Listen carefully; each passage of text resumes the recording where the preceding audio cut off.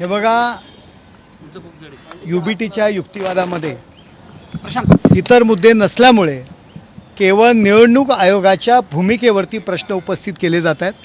त्याला विलन ठरवण्याचा ते प्रयत्न करत आहेत पहिल्या दिवसापासून. त्यात वेगळं काही नाही आहे.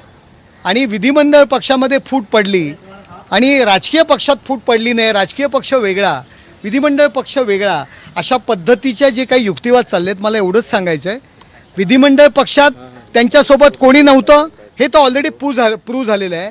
परंतु राजकीय पक्षामध्ये, संघटनेमध्ये 90% वरती आमदार, विविध जिल्हाप्रमुख असू द्या, नेते असू द्या, उपनेते असू द्या, शाखा प्रमुख, विभाग प्रमुख, अंगीकृत संघटनेचे सर्व पदाधिकारी, अध्यक्ष, युवा सेना असेल, हे सर्व पदाधिकारी आणि कार्यकर्ते एकनाथ शिंदे साहेबांच्या नेतृत्वाखाली काम करत आहेत. त्यांचं नेतृत्व त्यांनी स्वीकारलेलं आहे. त्यामुळे फक्त विधिमंडळ पक्षात फूट पडली असं जे म्हणतात तसं नाही आहे. संघटना सुद्धा 90%च्या वरती संघटना आज एकनाथ शिंदे साहेबांचं नेतृत्व स्वीकारलेलं आहे.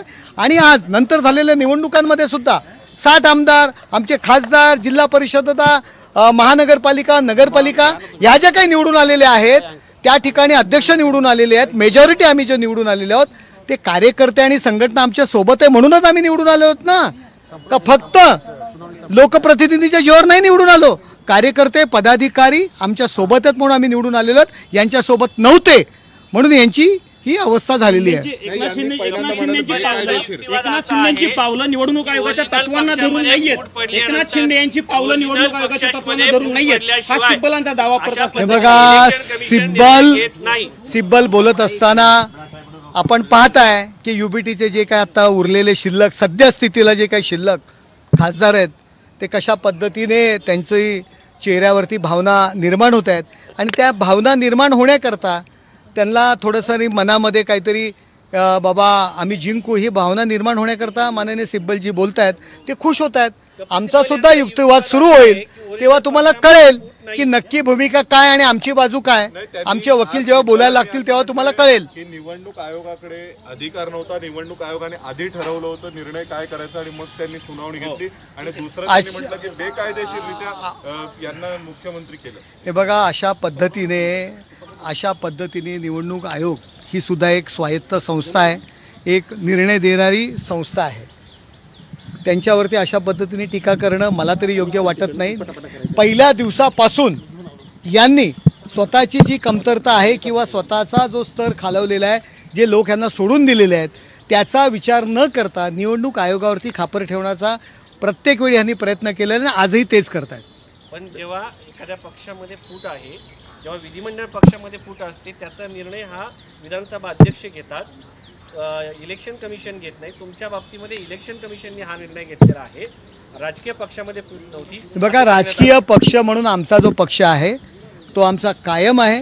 आम्ही बाळासाहेबांच्या भूमिकेपासून बाजूला गेलेलो नाही आहोत आणि जे कोण बाजूला गेलेले आहेत त्यांना लोकांनी बाजूला केलेलं आहे. तुमचा पक्ष फुटला नाही असा दावा आहे. आमचा जो ओरिजिनल पक्ष आहे बाळासाहेबांच्या भूमिकेचा, हिंदुत्ववादी भूमिकेचा, तो कायम आहे आणि जे पक्षाच्या विरोधात गेले ते बाजूला गेलेले आहे. थँक्यू.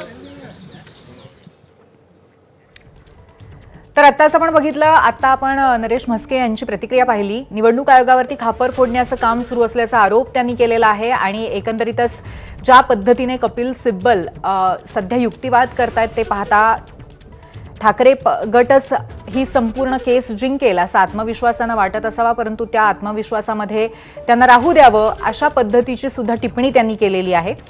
आणि त्याचबरोबर पक्ष आणि चिन्ह आपल्याकडेच म्हणजे शिंदे गटाकडेच राहील अशा पद्धतीचा विश्वास सुद्धा नरेश म्हस्के यांनी व्यक्त केलेला आहे. आजची सुनावणी बाहेर पूर्ण झाल्यानंतर निवडणूक आयोगावरती खापर फोडण्याचं काम सुरू आहे असं म्हस्के यांनी म्हटलंय. आणि राजकीय पक्ष म्हणून आमचा पक्षच कायम राहील अशा पद्धतीचा विश्वासही व्यक्त केलेला आहे. आमचा पक्ष हा बाळासाहेबांच्या विचारांचा आहे याचा त्यांनी पुनरुच्चार केलाय. शिवाय बाळासाहेबांचे विचार ज्यांनी सोडले त्यांना लोकांनी दूर ठेवलं असं सुद्धा त्यांनी म्हणलं. आणि याच पार्श्वभूमीवरती सध्या सुरू असलेल्या सुनावणीमध्ये ज्या पद्धतीचा युक्तिवाद होतोय त्यामध्ये कपिल सिब्बल यांच्याकडनं निवडणूक आयोगावरती खापर फोडण्याचं काम सुरू आहे असंही त्यांनी म्हटलंय.